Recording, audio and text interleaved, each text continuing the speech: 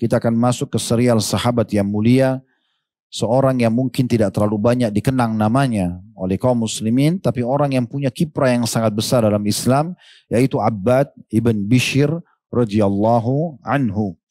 Sahabat ini salah satu sahabat yang karena ketauhidannya kepada Allah, yang karena komitmennya berpegang pada sunnah-sunnah Nabi SAW, beliau istiqamah sekali masuk Islam, beliau istiqamah, beliau dalami Al-Quran dengan sangat serius sampai menghafalnya dan dikenal sebagai ahli Al-Quran. Beliau juga berpegang pada sunnah-sunnah Nabi SAW dan berpegang teguh. Tidak ada lagi namanya perbuatan maksiat dalam hidup beliau, sampai akhirnya Allah Azza wa Jalla memberikan kepada beliau karamah, kelebihan. Ya, satu waktu beliau pernah keluar dari rumah Nabi SAW bersama dengan sahabatnya yang bernama Usaid bin Khudair radhiyallahu anhu. Usaid bin Khudair pernah kita bahas di tablik akbar kita sebelumnya ya. Ini salah satu sahabat yang pernah membaca Al-Quran, kemudian malaikat datang mendengarkan bacaan Qurannya. Nah ini sahabat dekat dengan Abbad bin Bishr. Dua-duanya dari suku Ansar ya, orang asli Madinah. Jadi satu waktu pernah pulang dari rumah Nabi SAW, disaksikan oleh para sahabat pada saat itu, dari tongkat yang mereka pegang keluar cahaya. Sehingga menerangi jalan mereka. Dan keduanya tahu itu. Keduanya melihat itu. Dan pada saat keduanya berpisah, ingin ke rumah masing-masing, maka kedua tongkat masing-masing mengeluarkan cahaya. Dan ini yang disebutkan dengan karamah. Nanti akan kita jelaskan juga panjang lebar. InsyaAllah binillahi ta'ala pada saat kita membahas ad-durus wal-ibar atau pelajaran yang bisa kita ambil. Baik, seperti biasa kita akan masuk dulu ke nasab beliau. Namanya Abbad ibn Bishr bin Waqqash atau bin Waqash. Ya. Bin Zugbah. Saya coba mengambil satu metode baru sekarang dalam nasab. Saya tidak perlu terlalu panjang. Karena di beberapa tema kita yang sebelumnya kita sebutin sampai belasan nasab. Maka cukup saja sampai beberapa nama insya Allah. Maka itu sudah mewakili. Yang penting nama beliau sama ayahnya ya. Dan beliau dari suku Khazraj ya, Madinah, dari Ansar. Orang asli Ansar. Dia lahir kurang lebih 20 tahun sebelum masa kenabian. Berarti waktu Nabi SAW dinobatkan jadi Nabi umur 40 tahun. Ya. Dia lahir 20 tahun sebelum itu. Artinya selisih umurnya beliau sama Nabi 20 tahun. Karena kan Nabi diutus jadi Nabi umur 40 tahun. Beliau dilahirkan 20 tahun sebelum masa kenabian. Ya. Jadi masa kenabian di umur 40 tahun berarti waktu Nabi umur 20 tahun Abbad bin Bishr lahir. Kalau dalam Masehi disebutkan oleh sebagian ahli sejarah di tahun 591 Masehi. Dan beliau wafat di tahun 12 Hijriah. Ya, 12 Hijriah berarti ini masa kerajaannya Umar radhiyallahu anhu, karena Umar berkuasa dari tahun di masa kerajaannya Abu Bakar ya, karena beliau meninggal di Yamamah, kemudian di perang melawan Musailamah al-Kadzdzab, nanti kita jelaskan insyaallah, di akhir kerajaannya Abu Bakar. Maaf tadi saya keliru, Umar 13 sampai 23 atau tepatnya tahun 632 Masehi. Ibu beliau bernama Fatimah binti Bishr bin Adi al-Khazraji. Jadi ayahnya sama ibunya dua-duanya dari suku yang sama, al-Khazraj ya. Ada dua suku Madinah atau di Madinah itu yang dikenal dengan Ansar, Aus dan Khazraj ya. Beliau masuk Islam di tangan seorang sahabat yang mulia, Mus'ab bin Umair radhiyallahu anhu. Nabi SAW punya dua orang dai yang sangat masyhur, satu ke Madinah, satu ke Yaman. Kalau ke Madinah Mus'ab bin Umair ini yang memegang bendera muslimin pada saat perang Uhud dan akhirnya mati syahid ya. Ini salah satu tokoh Mekah yang masuk Islam. Yang kisahnya sangat masyhur. Mus'ab sudah pernah kita tablik akbarkan. Kemudian yang kedua adalah Mu'adz bin Jabal ke Yaman ya. Jadi dua orang ini luar biasa, pahalanya sangat besar. Kalau Mus'ab bin Umair panen pahala seluruh umat Islam yang masuk Islam di kota Madinah, karena beliau satu-satunya yang diutus oleh Nabi SAW di sana. Nah diantaranya efek dakwah Mus'ab adalah masuk Islamnya Usaid bin Khudair, kemudian Sa'ad bin Mu'ad, Sa'ad bin Ubadah ya, dan banyak tokoh-tokoh Quraisy, diantaranya Abbad bin Bishr radhiyallahu anhu majma'in. Nabi SAW persaudarakan dia pada saat Muhajirin datang ke Madinah, karena dia orang asli Madinah, dipersaudarakan ya, seperti kasus Abdurrahman bin Auf dengan Sa'ad bin Ubadah. Nah ini dipersaudarakan antara Abbad bin Bishr dengan Abu Hudzaifah bin Utbah. Ini Abu Hudzaifah salah satu sahabat yang muhajir dari Mekah ke Madinah. Karena tokoh kita orang asli Madinah dipersaudarakan oleh Nabi SAW. Kemudian beliau mengikuti semua peperangan Nabi SAW tidak terkecuali dari Badr, Uhud, Khandaq, semua peperangan-peperangan Nabi dihadiri sampai terakhir perang Tabuk. Ya. Dan beliau wafat di masa kerajaan Abu Bakar. Dan ia termasuk salah satu orang yang menghadiri eksekusi pembunuhan Ka'ab bin Ashraf. Ini salah satu tokoh Yahudi yang suka sekali menyakiti Nabi SAW dan menghina-hina Islam. Maka Nabi SAW memerintahkan beberapa sahabat untuk mengeksekusi orang ini. Dan Abbad bin Bishr termasuk yang menjalankan misi itu tentunya. Dan ia juga termasuk ditugaskan oleh Nabi SAW untuk mengumpulkan zakat Bani Muzaina dan Bani Sulaim. Serta juga Bani Mustaliq. Nah di masa itu tentunya kalau orang ditugaskan teman-teman sekalian untuk mengumpul zakat ya dan dosa Nabi ini berarti orang yang sangat dipercaya. Karena mengumpulkan zakat ini bukan main-main ya. Dia harus kumpulin, dia harus jujur ya. Di masa itu belum ada kamera, belum ada pengawasan ya, betul-betul harus karena keimanan. Maka Nabi SAW tunjuk Abbad bin Bishr karena kejujurannya. Juga dia termasuk yang dipercayakan untuk membagi ghanimah di perang Hunain. Ya. Jadi perang Hunain ini peperangan yang terjadi setelah pembebasan kota Mekah ya. Pada saat itu melawan suku Hawazim namanya. Di lembah Hunain. Kalau lembah Hunain ini kurang lebih 30 km dari wilayah Mekah ya. Kalau yang di Mekah pernah mau umroh keluar dari Mekah, biasanya pergi ke wilayah namanya Jirana, nah di sekitar situlah wilayah Hunain. Mungkin sekarang sih tidak sulit, kita bisa searching melalui Google Map ya. Kita bisa lihat wilayah Hunain. Tapi tentu titik pasnya peperangan, saya pernah datang ke sana untuk meneliti, saya tidak temukan gitu ya. Karena dalam buku-buku sejarah cuma disebutkan dia adalah sebuah lembah yang agak terjal. Makanya Khalid bin Walid pada saat turun radhiyallahu anhu bersama dengan 1000 orang pasukan dari suku Aslam, itu dikatakan mereka turun di lembah yang sangat terjal, dan di bawah sudah ditunggu oleh musuh sehingga banyak yang luka-luka di antara kalangan muslimin. Di perang Hunain yang masyhur mungkin itu teman-teman bisa kembali kepada sirah Nabawi. Tapi intinya waktu itu muslimin memenangkan peperangan dan termasuk yang diberikan amanah membagi ghanimah adalah Abbad bin Bishr radhiyallahu anhum. Dan pada perang Tabuk beliau diangkat jadi panglima perang oleh Nabi alaihi salatu wassalam, peperangan terakhir Nabi sallallahu alaihi wasallam, dan juga tentunya dia ikut dalam perang Riddah. Yang kita jelaskan di penutupan kisah beliau hadir dan beliau termasuk yang memerangi orang-orang yang murtad. Riddah itu maksudnya murtad.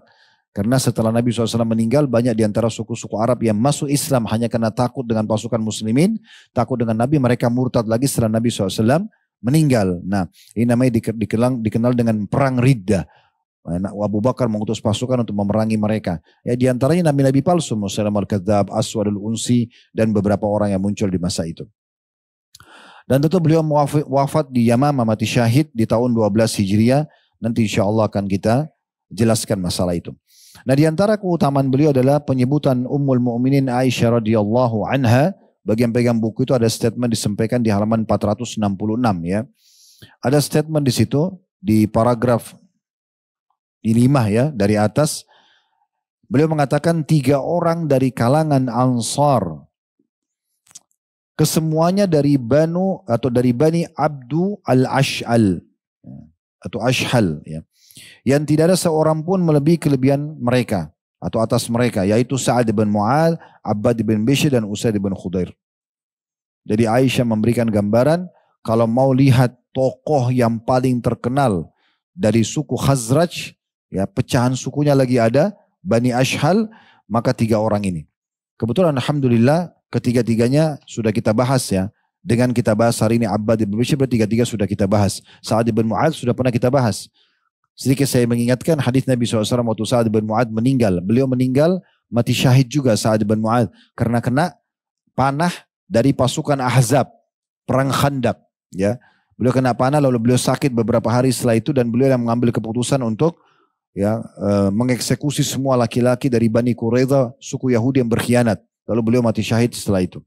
Ya, dan kata Nabi SAW, sungguh arsy-Nya Allah goncang dengan meninggalnya Sa'ad bin Mu'adz. Dan beliau juga mengatakan sapu tangannya Sa'ad bin Mu'adz lebih baik daripada dunia dan seluruh isinya. Karena memuji Sa'ad radhiyallahu anhu. Sudah pernah kita bahas ya. Dan Nabi SAW juga mengatakan, ya, kalau seandainya ada orang yang bisa selamat dari himpitan dinding kuburan, maka yang paling pantas adalah Sa'ad ibn Mu'adz. Begitu juga Usaid bin Khudair radhiyallahu anhu sudah kita bahas panjang lebar. Ya, bagaimana dia masuk Islam, bagaimana malaikat datang mendengarkan doanya, ya, bacaan Qur'annya, dan bagaimana kiprahnya dalam Islam, dalam jihad, dalam menuntut ilmu dan seterusnya. Dan hari ini kita bahas Abbad bin Bishr radhiyallahu anhu. Kata Aisyah radhiyallahu anha, Ummul Mukminin yang mulia, ada 3 orang yang semuanya dari suku Bani Abdul Ashhal, ya. Tidak ada orang yang bisa mengungguli ketiganya. Mereka, maksudnya dari sisi keimanan, dari sisi ilmu, dari sisi komitmen, bertahan dengan iman sampai mereka wafat, ya, seperti Sa'ad bin Mu'adz, Abbad bin Bishr, dan Usaid bin Khudair.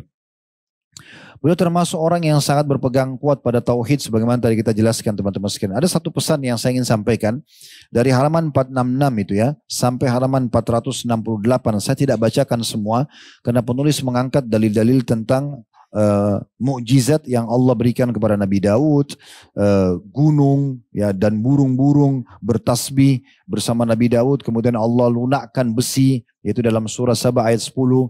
Kemudian selanjutnya dijelaskan surah Asy-Syu'ara, atau dituliskan, ya, ayat 61 sampai 63 tentang bagaimana Nabi Musa alaihissalam pada saat memberikan ketenangan kepada Bani Israel waktu mereka takut Fir'aun menjangkau mereka.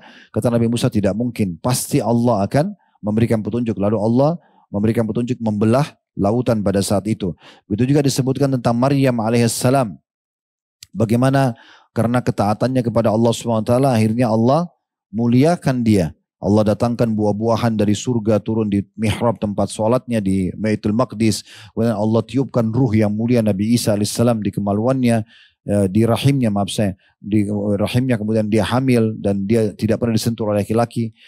Ada pesan penting teman-teman sekalian, nanti akan kita sampai ke sahabat kita yang mulia Abbad bin Bishr radhiyallahu anhu.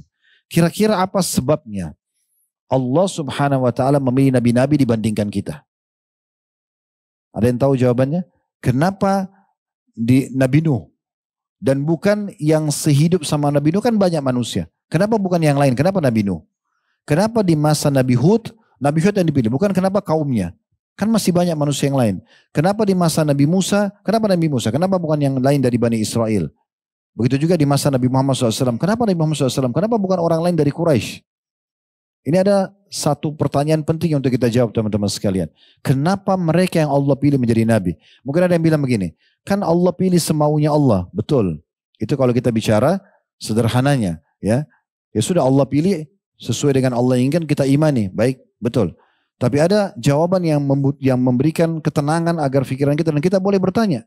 Bukankah Nabi Ibrahim alaihissalam pada saat mengatakan kepada Allah, Arini kaifa tuhil mauta. Ya Allah, perlihatkan kepadaku bagaimana engkau menghidupkan yang sudah mati. Lalu Allah mengatakan, awalam tu'min, bukan kau sudah beriman? Apa kata Nabi Ibrahim alaihissalam? Bala walakin liyatma'inna qalbi. Betul, tapi supaya hatiku lebih tenang. Nabi Ibrahim sudah beriman sama Allah, tapi tetap minta agar diperlihatkan satu hal yang membuat lebih tenang lagi hatinya dengan keimanannya. Nah, seperti itu. Jawabannya sederhana teman-teman sekalian. Karena mereka adalah orang yang paling bersih hatinya dan pikirannya dalam bertauhid kepada Allah SWT.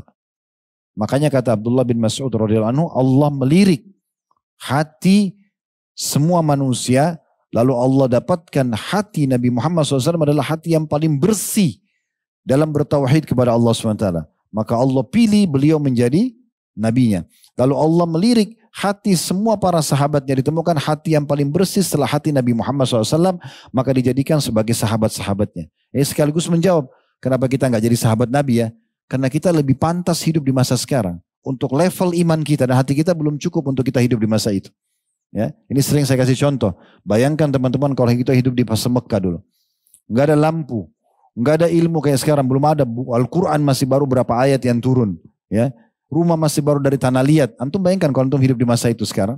Ya, kita kalau hidup kita kembali ke situ. Kemudian ada orang tidak bisa baca, nggak bisa tulis, ngaku nabi. Yang beriman masuk surga, yang kafir masuk neraka. Kira-kira antum jadi Abu Bakar atau Abu Jahal? Hehehe, ini berarti jawabannya sudah tahu ya. Masya Allah. Coba bayangkan, tidak mudah orang beriman di saat itu kan.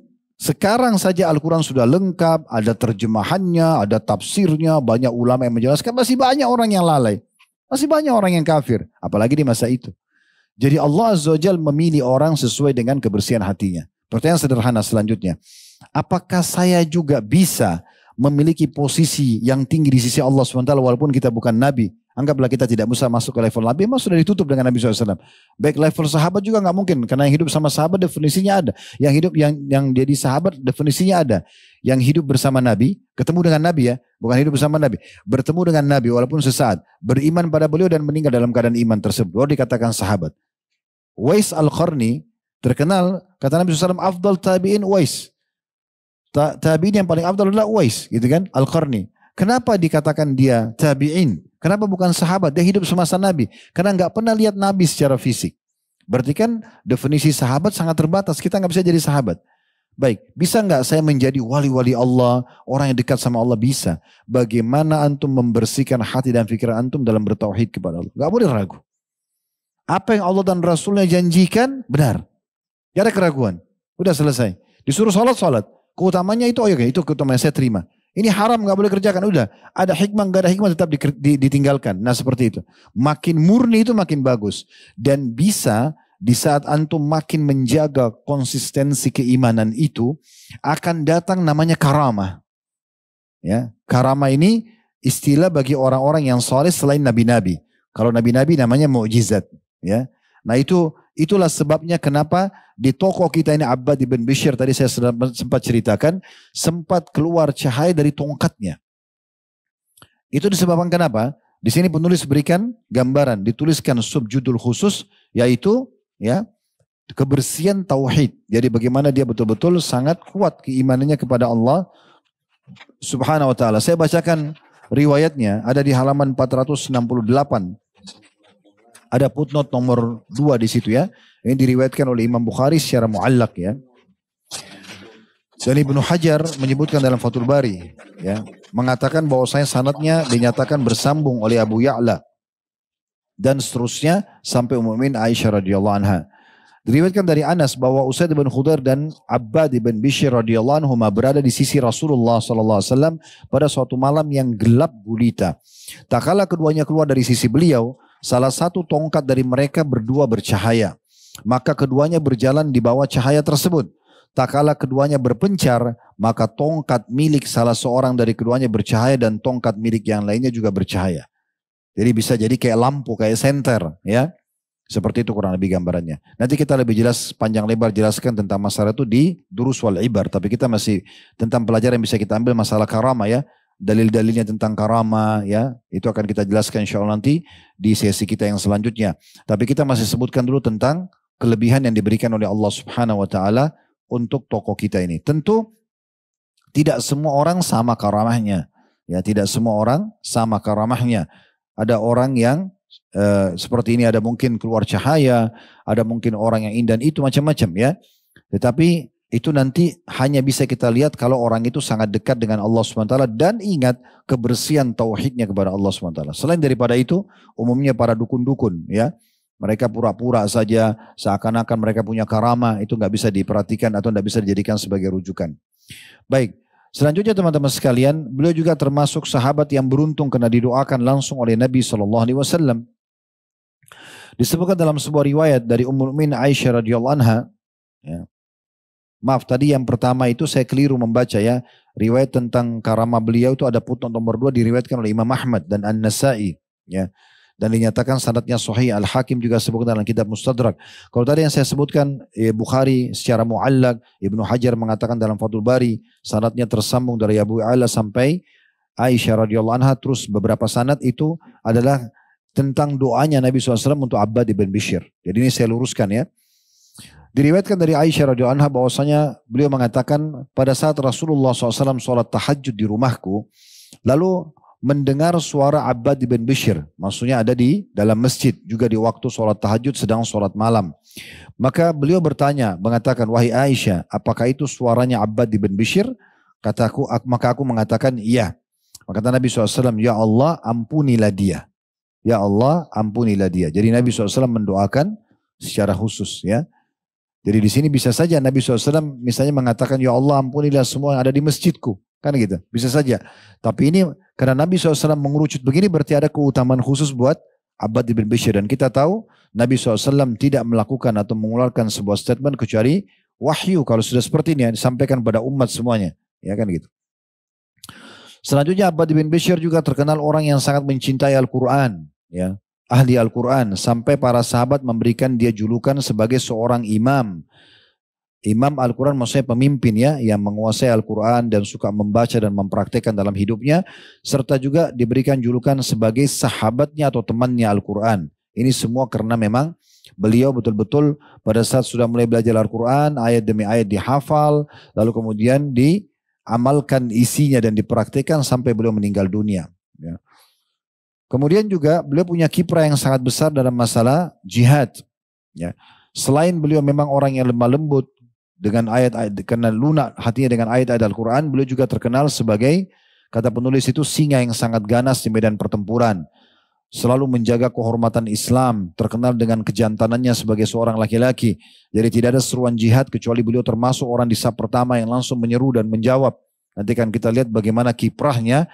Nanti pada saat beliau mati syahid di perang Yamama, beliaulah yang memotivasi kaum Ansar untuk betul-betul meraih mati syahid itu, dan Allah pun karuniakan beliau mati syahid, ya.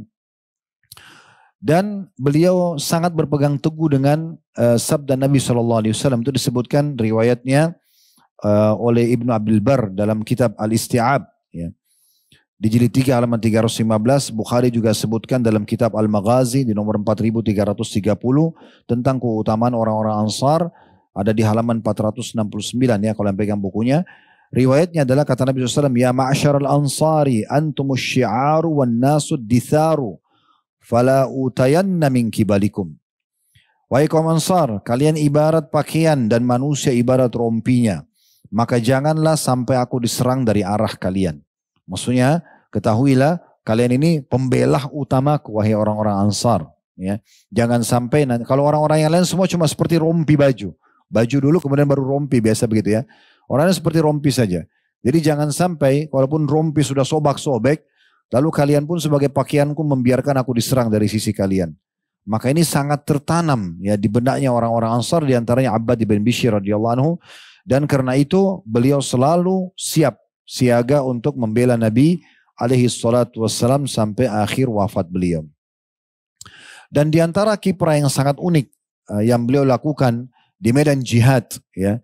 Satu waktu beliau pernah pergi berperang bersama Nabi SAW, tepatnya di perang Zatur Riqa namanya ya. Itu disebutkan kisahnya panjang lebar di halaman 470 sampai 471 ya. Intinya sebenarnya di saat peperangan itu pernah ada satu orang atau pernah Nabi SAW istirahat di satu tempat di malam hari, dan beliau menanyakan kepada para sahabat, siapa di antara kalian yang siap berjaga-jaga malam ini? Nah ini berjaga-jaga di tempat yang kemungkinan besar diserang oleh musuh di malam gelap gulita, ini butuh keberanian yang luar biasa gitu ya. Karena bisa saja mereka tidak mengatakan iya lalu mereka istirahat bersama pasukan. Ya. Tapi ini Nabi suruh cuma 2 orang saja. 2 orang untuk menjaga ratusan orang pasukan pada saat itu. Maka berdiri 2 orang sahabat, yang satu dari Muhajirin, itu sahabat yang mulia Ammar bin Yasir radhiyallahu anhu. Ammar bin Yasir yang ayahnya Yasir, ibunya Sumayyah, ya. Laki-laki dan perempuan yang pertama syahid dalam Islam. Sumayyah yang ditusuk perutnya oleh Abu Jahal, kemudian Yasir juga ayahnya si Ammar yang dibunuh setelah dibunuh Sumayyah. Dan Nabi SAW mengatakan sabran ala Yasir fa inna mau'idakumul jannah, sabarlah keluarga Yasir karena balasan kalian surga nanti. Kan gitu. Ini Ammar bin Yasir dari Muhajir, langsung mengatakan saya Rasulullah, ya. Kemudian dari Ansar berdiri Abbad bin Bishr. Dari sekian banyak Muhajir dan sekian banyak orang Ansar, 2 orang ini langsung segera meraih kesempatan itu. Ya, maka 2 orang ini saling jaga atau siap untuk berjaga-jaga. Lalu Nabi SAW tunjuk tempat yang mereka berdiri. Di sini kalian berdiri ya. Jangan tinggalkan sampai ada instruksi. Maka dua-duanya ke sana. Kemudian agar dua-duanya bisa berjaga-jaga sampai pagi, maka Abbad bin Bishr radhiyallahu mengatakan kepada Ammar bin Yasir, di sini dalam riwayat dikatakan yang Ansar mengatakan pada Muhajir, kira-kira bagian malam mana yang kau ingin kita bergantian? Maksudnya kamu pilih mana? Awal malam tidur, saya yang berjaga, atau nanti saya tidur kamu yang berjaga? Maka kata Ammar, kamu jaga di awalnya, saya akan jaga di pertengahannya. Maka Ammar bin Yasir pun istirahat sambil berjaga-jaga. Lalu Ammar bin Yasir tidur dan Abbad bin Bishr berjaga-jaga. Nah setelah sahabatnya tidur, Abbad bin Bishr mulai melihat ke langit. Kita bayangkan di situ malam, hening sekali, langit terang. Maka dalam riwayat ini disebutkan hatinya tersentuh, ingin munajat dengan Tuhannya, ingin berdua dengan Allah Azza wa Jal, ingin mentilawakan Al-Quran. Ya. Yang begitu biasa kalau hatinya orang sudah terisi iman, dia begitu. Ya, dia pengen sekali berlama-lama dengan Tuhannya, maka dia pun mulai sholat malam. Subhanallah, pada saat dia sedang sholat malam, ada satu orang dari suku yang sudah diserang oleh Nabi SAW, itu sempat datang dan mengetahui posisi pasukan muslimin. Karena dia tahu sukunya sudah kalah, dia ingin menyerang, membalas gitu ya. Apalagi salah satu tawanan adalah pasangan hidupnya orang itu. Dia masuk dalam tawanan perang muslimin. Intinya teman-teman sekalian, dia lihat Abbad bin Bishr sedang baca Al-Quran dan sholat, dipanah sama dia, ke arah dadahnya. Maka Abbad bin Bishr radhiyallahu anhu ya tetap melanjutkan sholatnya dalam kondisi dadanya sobek dengan anak panah ya. Kemudian beliau mencabutnya lalu meletakkan. Lalu beliau lanjutkan bacaannya. Kemudian orang itu melemparkan panah yang kedua, sama juga, dicabut, dibuang. Kemudian yang ketiga juga begitu, ya. Maka pada saat itu Abbad bin Bishr khawatir orang ini melepaskan yang keempat dalam kondisi darahnya dia sudah ngucur dan dia khawatir dia wafat. Akhirnya Ammar bin Yasir juga terbunuh dan muslimin dan Nabi SAW diserang. Maka beliau pun akhirnya menyegerakan sholatnya dan membangunkan Ammar. Pada saat Ammar bangun dan terdengar suara, Ammar melihat ternyata darah keluar dari Abbad, lalu dia mengatakan, kenapa engkau tidak membangunku dari awal? Siapa yang menyerangmu? Mendengar suara itu, orang yang menyerang kemudian lari, melarikan diri. Maka kata Abbad bin Bishr dengan perkataan yang sangat masyhur, beliau mengatakan, seandainya saya bukan karena khawatir Nabi SAW dan muslimin nanti akan diserang, maka saya akan lanjutkan bacaan Quran saya. Cuma saya khawatir mati, akhirnya saya tidak bertugas gitu ya. Tapi ini sebuah kiprah yang luar biasa. Tidak usah bicara anak panah teman-teman. Mungkin antum belum punya gambaran masalah anak panah kalau yang belum terbiasa. Ya, apalagi di masa-masa dulu ya. Silet aja kecil. Kena jari kita atau kena tangan kita sudah sakitnya luar biasa. Beling kecil kena kaki sudah sakit. Ini anak panah bisa membunuh. Bukan cuma menyobek ya. Tapi subhanallah ajal belum datang. Sampai 3 kali dipanah beliau masih bisa bertahan. Hanya karena khawatir jangan sampai dia terbunuh dilempar panah-panah selanjutnya. Maka dia pun akhirnya menyelesaikan sholatnya. Kemudian dia pun membangunkan temannya. Kemudian sebagai penutup dalam kisah beliau di buku ini disebutkan saatnya untuk berpergi atau untuk pergi ya. Karena di sini setelah Nabi SAW meninggal diceritakan bahwasanya beliau telah menimba ilmu dan iman yang sangat banyak dari Nabi SAW sehingga tertanam dalam hatinya ilmu dan iman tersebut. Dan beliau terus semangat menyebarkan Islam dan juga berjihad. Di antaranya adalah beliau mengikuti pasukan Abu Bakar dalam perang Riddah, sebagaimana sudah kita jelaskan ya. Karena setelah Nabi SAW menang pulang dari perang Tabuk, peperangan terakhir Nabi SAW setelah ya atau di akhir hidup beliau, maka banyak di antara suku-suku Arab ketakutan karena tersebar berita kalau Romawi saja Heraklius pada saat itu raja dianggap terkuat menguasai setengah dunia setelah Persia. Itu takut menghadapi Nabi, berarti bagaimana dengan suku-suku Arab yang lain? Maka banyak di antaranya mereka masuk Islam hanya karena takut saja. Ya. Akhirnya setelah Nabi SAW meninggal, mereka anggap Islam juga sudah hilang dengan meninggalnya Nabi. Gak ada lagi yang lanjutkan perjuangannya, maka mereka iklankan murtad. Ya. Terlebih lagi Musailamah al-Kadzab. Musailamah ini memang waktu sukunya, suku Hanif, datang ke Madinah dan mereka menyatakan masuk Islam di tangan Nabi SAW. Dia sendirian saja, tidak ikut syahadat. Dia sendirian tidak ikut syahadat. Lalu dia bersandar di dinding masjid Nabi SAW sambil mengatakan waktu ditanya, kenapa kau tidak masuk Islam oleh teman-teman sukunya? Dia mengatakan kalau Muhammad akan memberikan kepadaku kekuasaan setelah dia meninggal, maka aku akan masuk Islam. Dan Nabi SAW mendengar. Maka Nabi SAW keluar sambil mengatakan, demi Allah aku tidak akan memberikan kepadamu ini karena Allah memberikan kepada siapapun. Lalu Nabi SAW memberikan isyarat. Dari orang ini nanti akan ada masalah besar ya, yang akan lahir. Ternyata betul. Dia pulang ke sukunya. Lalu kemudian dia mengaku sebagai Nabi. Dan itu dia iklankan di akhir-akhir hidupnya Nabi SAW. Dan Nabi tidak sempat memeranginya karena beliau sakit keras. Kemudian akhirnya diperangi oleh Abu Bakar. Nah, peperangan yang sangat masyhur itu dikenal dengan peperangan wilayah Yamamah. Ya, di mana Abu Bakar mengutus pasukan dipimpin oleh Khalid bin Walid. Pada saat itu kemudian ingin memerangi Musailamah al-Kadzab. Dan di saat itu memang pasukan Musailamah al-Kadzab banyak sekali. Waktu selesai fitnahnya, kita coba majukan dulu cerita kita, nanti baru saya kembali lagi. Waktu selesai terbunuhnya Musailamah al-Kadzab, maka sebagian pengikutnya taubat, masuk Islam lagi, gitu kan? Lalu ditanya oleh beberapa sahabat Nabi, kenapa kalian dulu menjadi pengikutnya Musailamah? Ada apa? Apakah betul dia seorang nabi? Ya, maka mereka mengatakan tidak. Kami pun tahu dia bukan nabi, tapi kami mengikutinya hanya karena fanatisme kesukuan. Hanya karena dia dari suku kami bangga. Maka hanya karena itu saja. Dan akhirnya kami menyadari itu salah, setelah dia terbunuh maka kami pun akhirnya kembali kepada Islam. Ya, ini berarti menandakan memang teman-teman sekalian hati-hati ya. Karena fitnah ucapan orang, ajakan orang lain itu bahaya sekali. Kadang-kadang kita hanya karena fanatisme saja. Atau kena rasis, karena menganggap satu negara, satu suku, atau keluarga kita membelanya walaupun salah. Padahal tidak boleh seperti itu ya. Dalam Islam tidak ada hal-hal yang seperti ini. Siapa yang salah, salah. Makanya Nabi SAW mengatakan kepada umat Islam di masa itu, "Lau kanat Fatimah binti Muhammad sarakat lakata'tu yadaha." Kalau seandainya Fatimah anaknya Muhammad SAW mencuri, aku akan potong tangannya. Supaya menegakkan kebenaran dan keadilan di tengah-tengah umat manusia.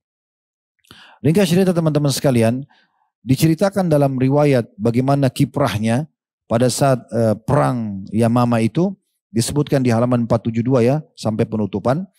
Diriwayatkan dari Abu Sa'id al-Khudri radhiyallahu anhu, ia berkata, aku mendengarkan Abbad bin Bishr radhiyallahu anhu berkata, wahai Abu Sa'id, semalam aku melihat seakan langit telah dibuka untukku, kemudian menutupiku.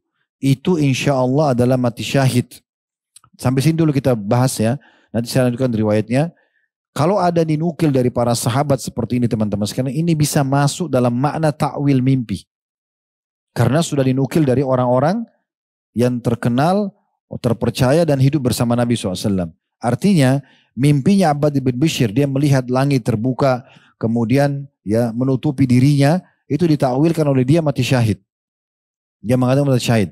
Maka Abu Sa'id mengatakan radhiyallahu anhu, baik sekali apa yang kau lihat itu.